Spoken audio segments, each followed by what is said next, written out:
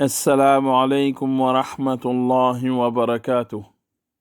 Ne t'es-tu jamais dit à propos des cours d'arabe: Ah, cette année, je vais me mettre à fond. Je vais apprendre pour avancer dans la religion et me rapprocher de mon Seigneur.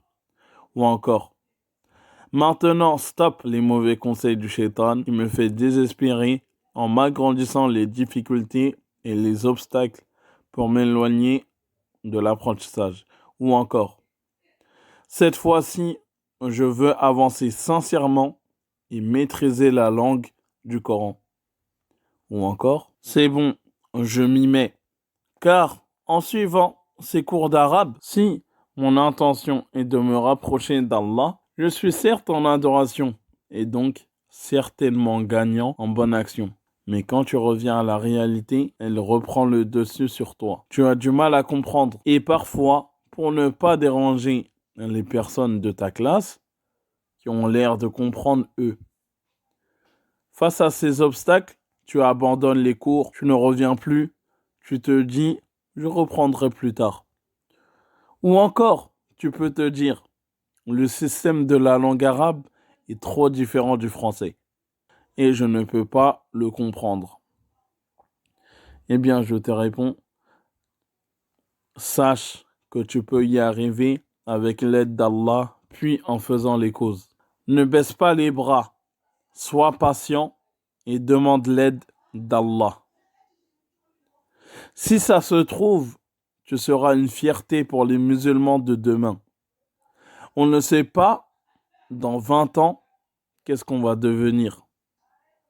Regarde, il y a 10 ans en arrière, comment c'était pour toi. Moi, rien que pour moi, comment c'était il y a 10 ans. Je pourrais jamais m'imaginer que je passerai d'abord 7 ans de ma vie à Médine. Sais-tu ce qu'il te manque réellement? Eh bien, c'est de la motivation et un support qui t'accompagne dans ton cheminement pour apprendre ta religion.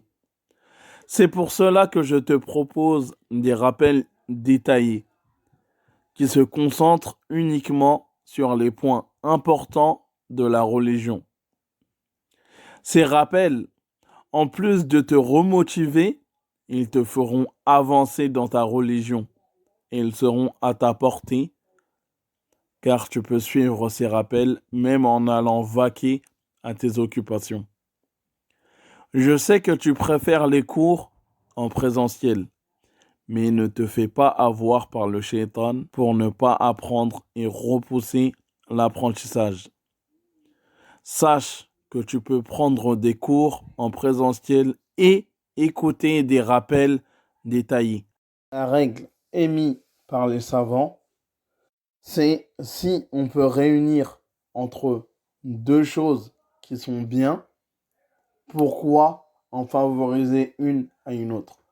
Et dans notre exemple, les deux choses qui peuvent être favorisées, qui sont bien, ce serait l'enseignement en présentiel et l'enseignement en virtuel. Et pour finir cet audio, je tiens juste à souligner un point. Allah te facilitera et te donnera encore de ses bienfaits quand tu iras vers lui le chercher et tu te fatigueras dans son chemin.